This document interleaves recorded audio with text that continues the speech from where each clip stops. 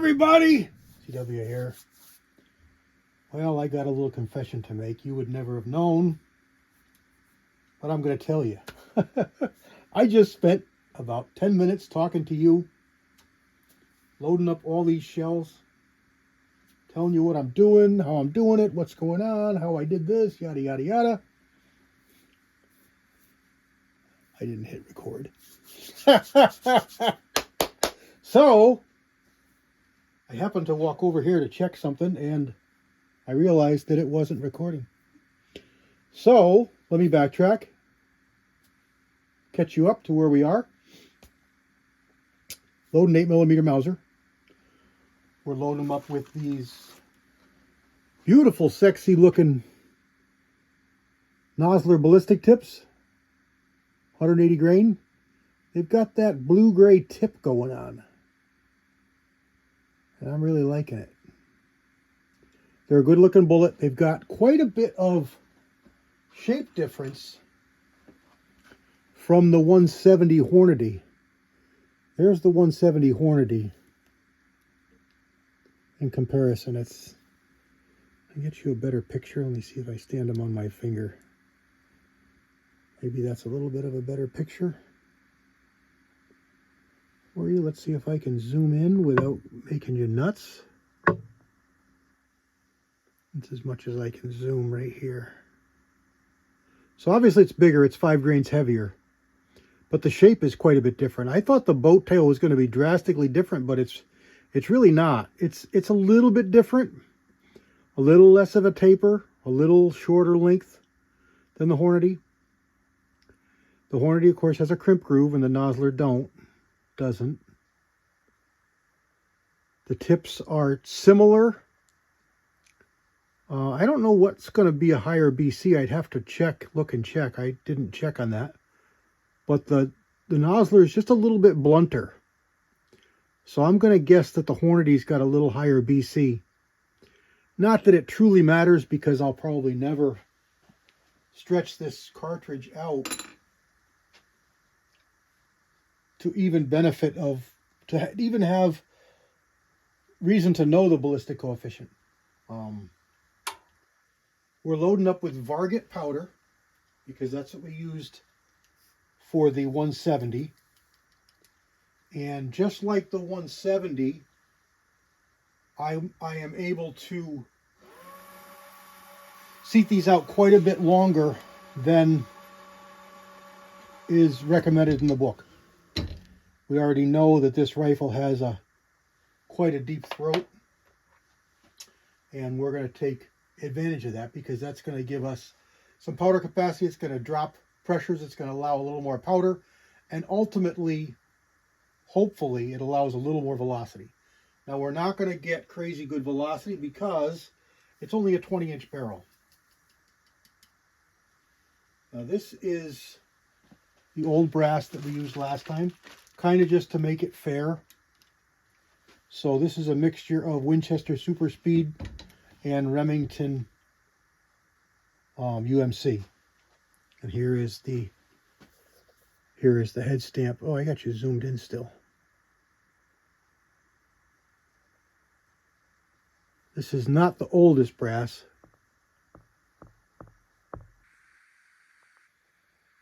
But it's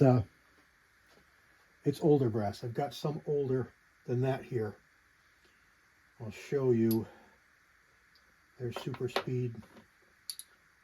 I'll show you older brass. I've got to be careful I don't mix anything up. Okay. This is older. This is older brass. Let me zoom you in to get a good picture of the head stamp.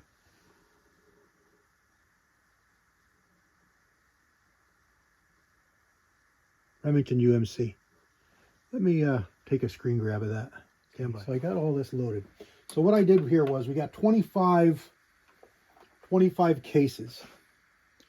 And it just worked out that way. It gives us, 5 more in the ladder. What I was able to do here, now I took this load out of the Nosler book. I didn't do the same exact loads that we did for the Hornady, because that was Hornady bullet out of the Hornady manual. So I have the Nosler number 9. So we might as well use it. And Varget is listed. And let's look over here. It's listed 2669 as the top velocity. And let's see if it gives us the barrel length that they got that from. There's the BC there, but I want to find the barrel length. 24 inch. Okay, so that's 24 inch 1 in 10 twist barrel. We have a 20 inch. So if you figure 40 to 50, so let's say 45 feet per second per inch, 4 inches. So that's 160, 170, 180, just say 200 feet per second. So 2669, we're going to be better than that. We're going to be better than that for sure. Because just based on what we got last time, we got 2660 with the top load last time. And the BC here,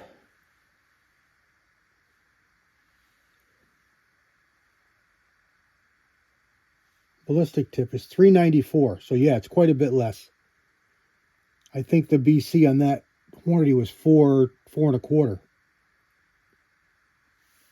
They're listing 2 bullets here, a ballistic tip and an expansion tip. Oh, okay. I didn't even know they made an expansion tip. But they've got an AccuBond 200 grain, ballistic tip 180, a partition 200, a competition 200, custom competition, and then a expansion tip 180. The expansion tip is an all copper bullet, monolithic copper bullet. In case you don't know, the AccuBond is a controlled expanding bullet with a bonded core. The ballistic tip is a controlled expanding bullet with a standard core and a ballistic tip. The partition obviously is partitioned. It has two cores with a H mantle in between, so it can only expand so far. You'll always have that base to drive and give you penetration. So let me grab the Hornady manual and come back and compare what we did. So this is saying that 49 grains of Varget is 101% load density, which means it's a slightly compressed load. And our top load is 5 grains, 5/10 or half a grain more. Probably could have gone more. It says 30/30. We're seating to 31/90, almost 32. So quite a bit longer. So this is just over 3 inches. We're almost 2/10 of an inch more longer. Quite a bit longer.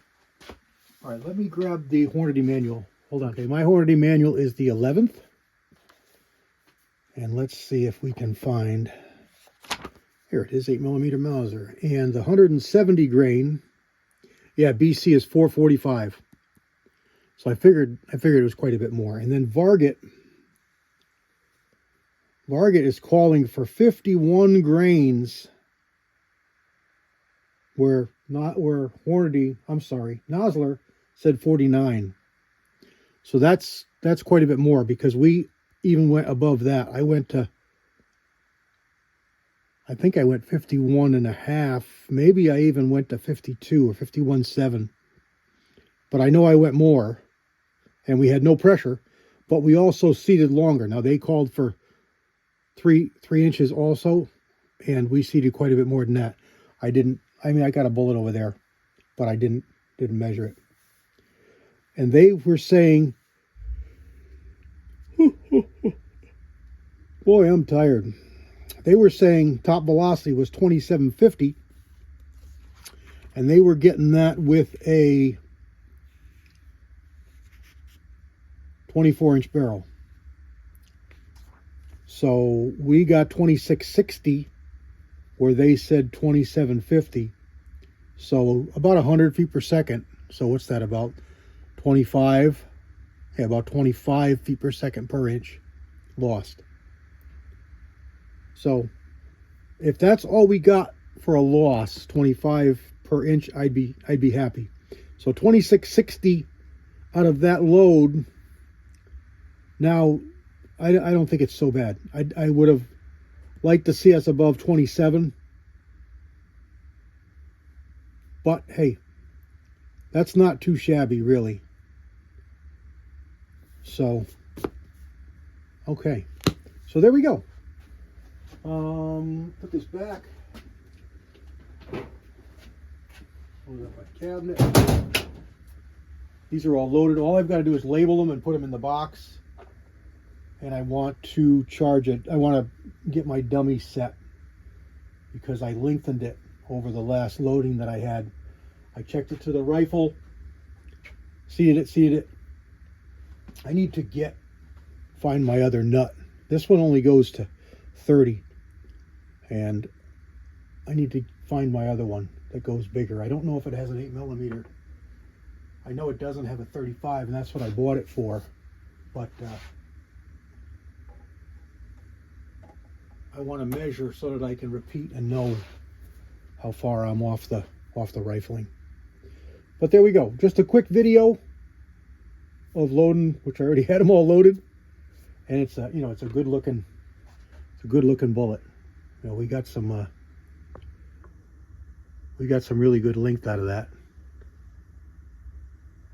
3006 is loaded to about 340, 330, I believe. Let's see, what are they loading 3006s to? Just as a reference. This is a reference. 3030, 300 Savage, 308, 3006. Yeah, 3340, 3.340. And this one here, I'll show you on the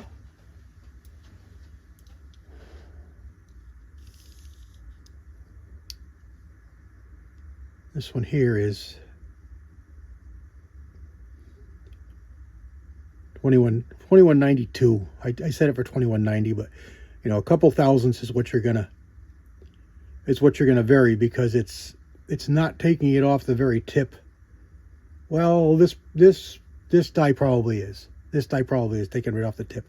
So it should be really consistent. I know the match cedar is taking it off the ogive, and you'd think that would be pretty consistent, but that can vary more than you think. Barnes bullets are really bad. Or in my experience, they're really bad for ogive consistencies. Anyway, a couple thousandths is no big deal. It's not going to make any difference because we are not seating that close to the lands anyway. Here we go. God bless everybody. We'll get these out on the range pretty soon. Hopefully we get a winner. It's a darn good looking bullet, so I've got high hopes. All right. God bless everybody. CW out.